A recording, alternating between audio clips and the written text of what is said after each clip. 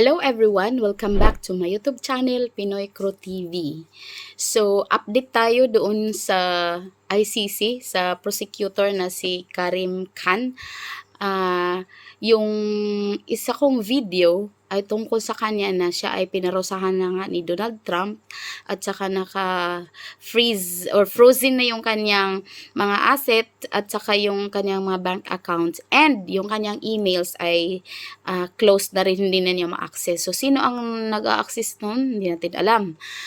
Siguro yung nag-iimbestiga ang United Nations. So, dun sa video ko, may mga nagsabi dun na fake news daw ako. So, kung fake news ako, ay tingnan nyo sa balita na doon tayo sa Associated Press kasi andun yung mga balita. So, itong update ngayon ay nabasa ko rin, nabasa ko sa GMA, sa News 5, nagbalita sila na itong si Karim Khan, prosecutor ng ICC, ay pansamantala siyang bumaba. So, nag-step aside siya. Pero yung balita, syempre, ay English. So, itatagalog na naman natin para maintindihan. Kaya lang, yung ibang Tagalog ay para siyang kakaiba sa Tagalog na ginagamit na pang-araw-araw. So, ang title ng balita, hindi po ako nagbabalita, ang sumulat po nito ay si Molly Quel again. Yung ginawa kong video nung una na yung dalawang jurado, judges na si Alipini at saka si Flores ay pinapa-inhibit or pinapag-detail na sa pag-judge kasi nga mape-prejudge na nila si FPRRD kasi nung 2021 ay nagkaroon na sila ng pasiunang tawag nito, pagsisiyasat or pag-iimbestiga, yun. So, yun ang request ng defense na sila ay mag-inhibit or wag silang isali or tanggalin sila doon. Pero yung request na yun ay na-dismiss noong May 7, pero nung kasagsagan ng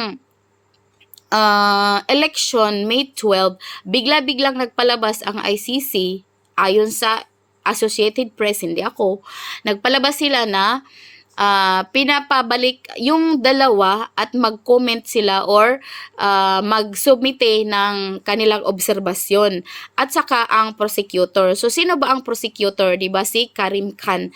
So, ngayon, ang balita kahapon, May 15, ay pinatupad na yung pagpaparusa kay Karim Khan. So, ngayon, today, ay May 16, oras 10:25 PM dito sa oras na sa Pilipinas, May 16, 2025. So, ayun, bumaba siya pansamantala. So, doon sa balita, sa GMA ay talagang kakaiba kasi doon sa GMA ay pansamantalang bumaba at saka hindi alam kung sino ang papalit. Pero dito sa Associated Press ay kompleto siya at saka mahaba, doon maikli lang. At binasa ko rin sa dito sa tong news na to, binasa ko rin syempre in English at mahirap intindihin. Dito sa sa Straits Times, siguro yung GMA, yung ating mga mainstream media sa Pilipinas ay dito sila kumuha kasi yung balita dito ay siya, tawag nito, maikli lang. Pero pag doon ka sa Associated Press ay talagang mahaba siya kasi dinidetalye talaga nila. So dito yung pamagat nila ay ICC prosecutor Khan on leave amid sexual misconduct probe, court sources say. Pero dito sa Associated Press ay iba yung kanilang pamagat. Ang kanilang pamagat ay ito. ICC prosecutor Karim Khan steps aside pending outcome of sexual. Meron na. Talagang idinitalye. Talaga, outcome of sexual misconduct investigation. Pero wala kang makikita na ganun na sinasabi na tawag nito, sexual misconduct investigation dito sa ibang nagbabalita. Wala. Pero sa kanila meron. Dito sa Straits Times meron. So, itatagalog na naman natin para maintindihan. So, yung iba dyan, sasabihin na, tumigil ka na, hindi ka marunong magbalita. Hindi naman ako nagbabalita, nagko-comment nga ako, binabasa ko nga lang hindi ko magbabalita kasi hindi naman to sa akin. So, si Molly, in-update niya ng 10:29 p.m. GMT plus 7 May 16, 2025 sa Brussels. To English siya, pero hindi natin i-English yan, Tagalogin natin, o diba? Ganito yon. Sabi, ICC Prosecutor Karim Khan steps aside pending outcome of sexual misconduct investigation. So sa Tagalog ito, ang taga-usig ng ICC na si Karim Khan ay pansamantalang bumaba habang nakabinbin ang resulta ng pagsisiyasat sa maling pag-uugaling sexual. Ang sumulat, again, ay si Molly Quell. Ewan ko kung ganito yung pag-pronounce, hindi ko pa siya na-research next time. So dito sabi, ang punong prosecutor ng International Criminal Court or ICC ay pansamantalang bumaba sa pwesto habang hinihintay ang resulta ng investigasyon sa mga aligasyon ng sexual misconduct inihayag ng korte noong Biyernes. So ano pala, may may pagkamangkanor din pala siya. Imagine, yung mag-iimbestiga kay PRRD ay iniimbestigahan rin.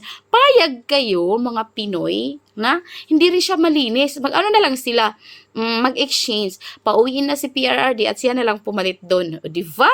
Eto, Karim Khan ay tiyak na itinanggi ang mga akusasyon na sinubukan niya ng higit sa isang taon na pilitin ang isang babaeng aide sa isang sexual na relasyon at hinanap ito laban sa kanyang kalooban. O ayaw ng babae. Nako, Karim Khan, napakatapang pa naman ng mukha mo, nakakatakot ito.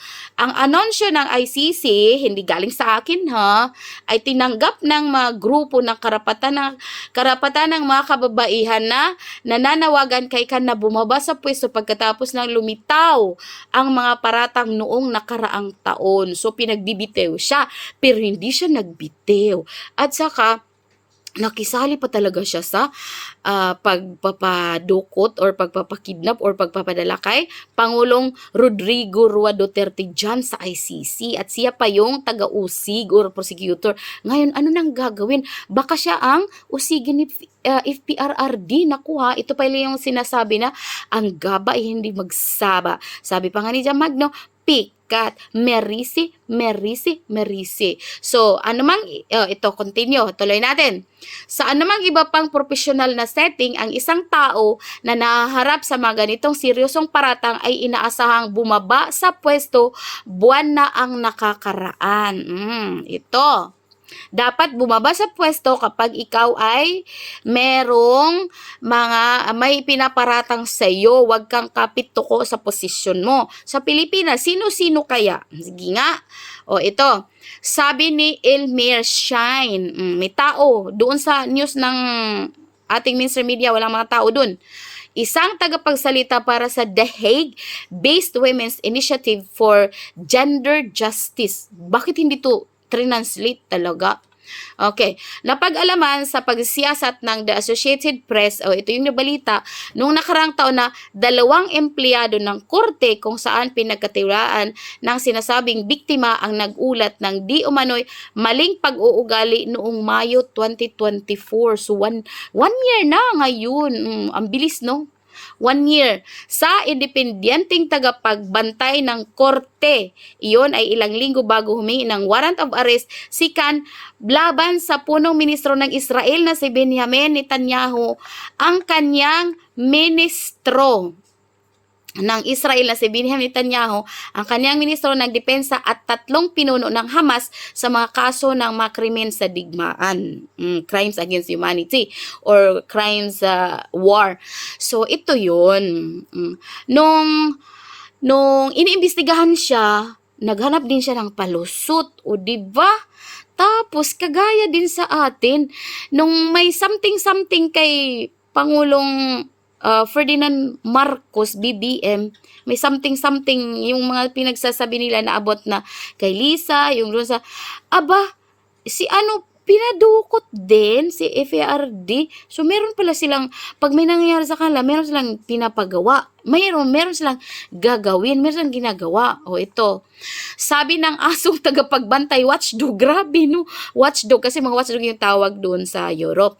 Sabi ng asong tagapagbantay, na kinapanayam nito ang babae at tinapos ang pagtatawag nito pagkatapos ng 5 araw, nang siya ay nagpasyang huwag magsampa ng formal na reklamo, si Khan mismo ay hindi tinanong sa oras na yun.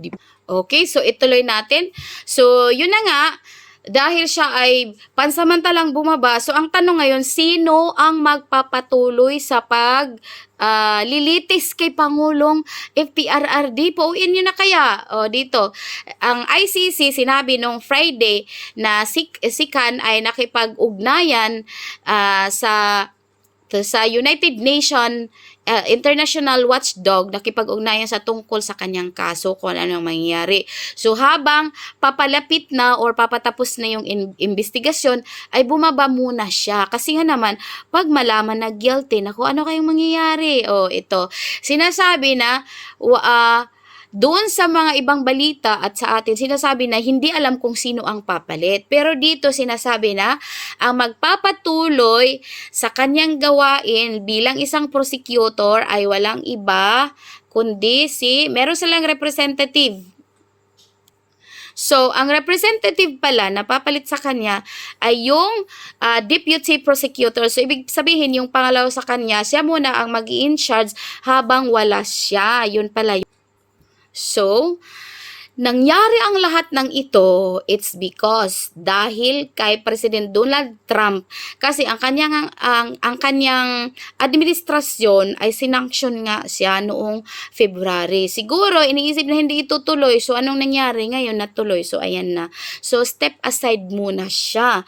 Bumaba muna siya ng pansamantala. So hindi natin alam ano ang mangyayari. Abang-abang tayo sa mga updates. So maraming salamat. Makikita nyo po ang balita, ilalagay ko yung link sa baba para hindi sabihin na fake, kakasuhan ka kay fake. Nagko-comment-comment lang po tayo, wag naman ganong seryoso. Ang atin lang ay ang katotohanan at kung ano ang mga nangyayari sa labas ng bansa na hindi sa Pilipinas. Bye-bye!